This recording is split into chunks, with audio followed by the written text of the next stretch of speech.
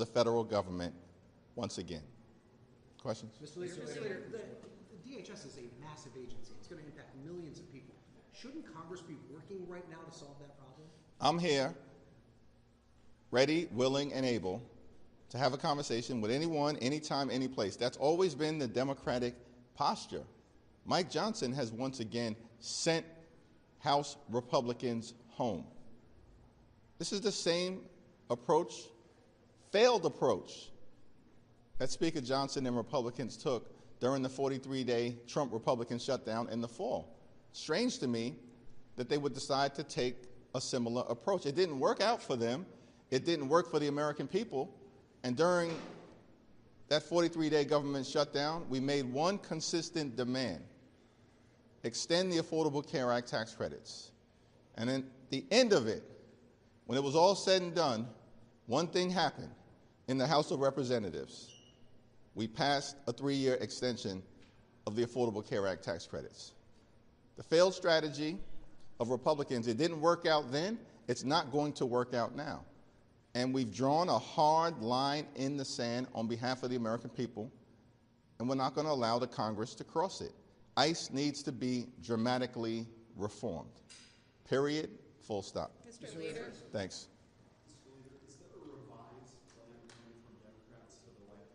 It's our expectation that we will respond to the unserious offer that Republicans have made that clearly omits things that need to happen, including but not limited to our demand that the Fourth Amendment be respected, that judicial warrants be required before ICE agents can violently storm private property or the homes of the American people. That's completely and totally unacceptable. And yet Republicans refuse to adopt that position. It's completely and totally unacceptable that Republicans don't want to see an independent investigation of ICE agents who broke the law. Our view is that state and local authorities should have the ability to investigate criminally and prosecute criminally any agent who breaks the law and engages in violence against the American people or law-abiding immigrant families. This is America. No one is above the law. And we do not trust the Department of Justice. Y'all saw the embarrassing display by the so-called Attorney General the other day here on Capitol Hill. Who would trust her, or who would trust the weaponized Department of Justice to actually independently investigate wrongdoing by Trump administration officials or by ICE agents? That's a reasonable demand. It's also a hard line in the sand. We also believe that the money that has been used to hire untrained agents who are masked, hiding their identities, brutalizing the American people is an unacceptable use of taxpayer dollars.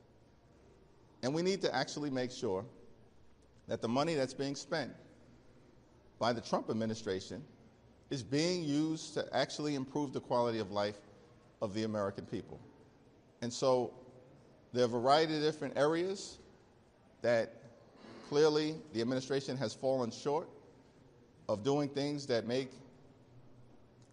things better for the American people. Until that happens, fortunately, it appears that Donald Trump and the Republicans have decided to shut down other parts of the Department of Homeland Security. Mr. Leader, so Yes. then just to be clear, can you just walk us through next steps? So are Democrats going to present another offer to the White House? Are you expecting another counter offer back?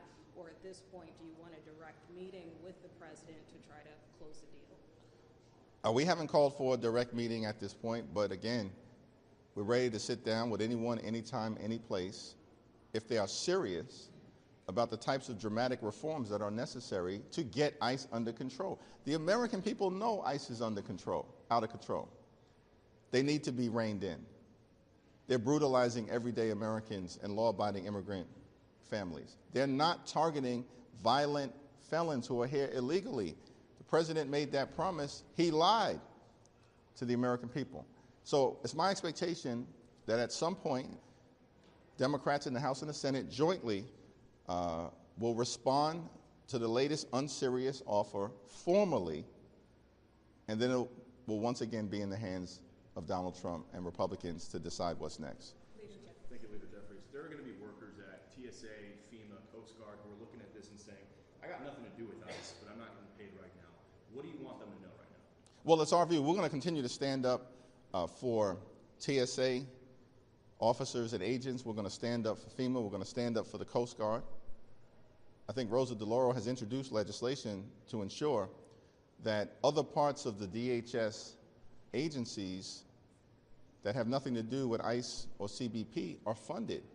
Republicans have rejected that. They've decided they want to inflict pain on the American people. We know this is the case because that's the approach that Republicans took in the fall. It didn't work out for them, and now they want to repeat the same failed playbook. In the fall, they were trying to inflict pain, literally steal food from the mouths of hungry children by failing to pay SNAP benefits. That was the Republican strategy. It was the Republican strategy to try to constrain flights all across America. Again, in the fall, they were doing this because they didn't want to make health care affordable for tens of millions of people. This is extraordinary stuff. And now they don't want to get ICE under control. They don't want to make sure that taxpayer dollars aren't being abused to violently brutalize American citizens and in some cases kill them. So we're going to continue to hold the line on behalf of the American people. And it's on Republicans. If the Coast Guard shuts down, if FEMA is shut down, and if TSA is shut down. Thanks. If DHS is shut down on February 24th, do you think that Trump should postpone his State of the Union? That's an open question. We'll have more to say about that next week. When it comes to the line of communication between you and the White House, 2 weeks ago, part of your argument for why you didn't support what came up from the Senate was that Trump never engaged. Has that line of communication, even if not with Trump directly, improved at all?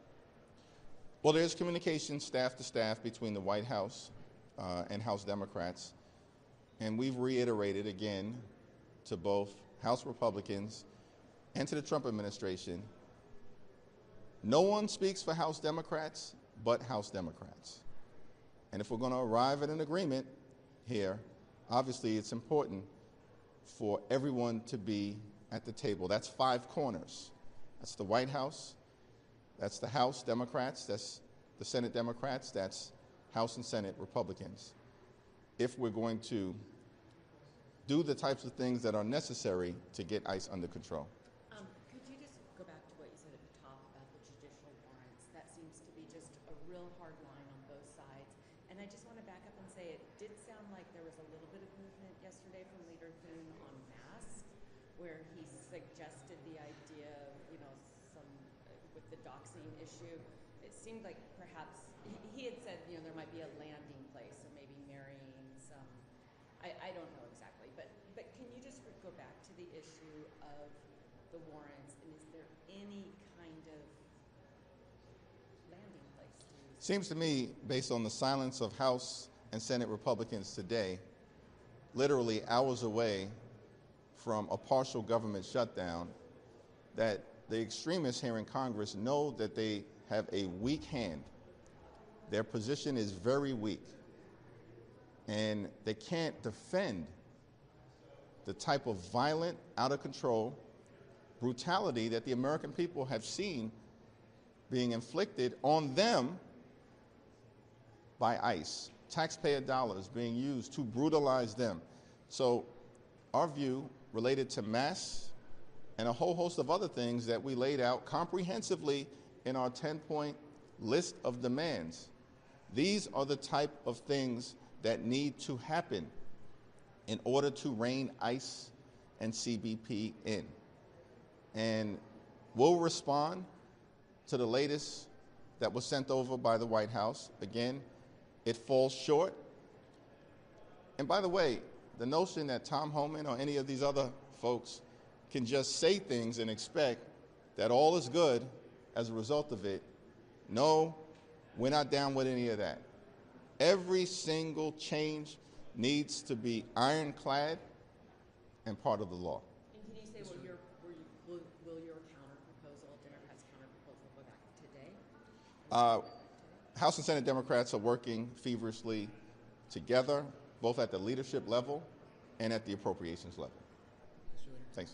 You mentioned funding for the Coast Guard and TSA, but what do you say to those Americans who question the point of this shutdown if ICE was given 7 times their budget in the president's reconciliation bill and is going to continue operations? The one big ugly bill is going to be an incredibly important part of the discussion that we're going to have with the American people over the next few days, next few weeks, or beyond, depending on what Republicans decide to do. The notion, and we want the American people to understand this, that your taxpayer dollars in the one big ugly bill were used to provide massive tax breaks for Republican billionaire donors and to give DHS a $191 billion slush fund, which includes $75 billion to ICE, being used to brutalize you. Republicans did that in their one big ugly bill. And they also enacted the largest cut to Medicaid at the same time in American history.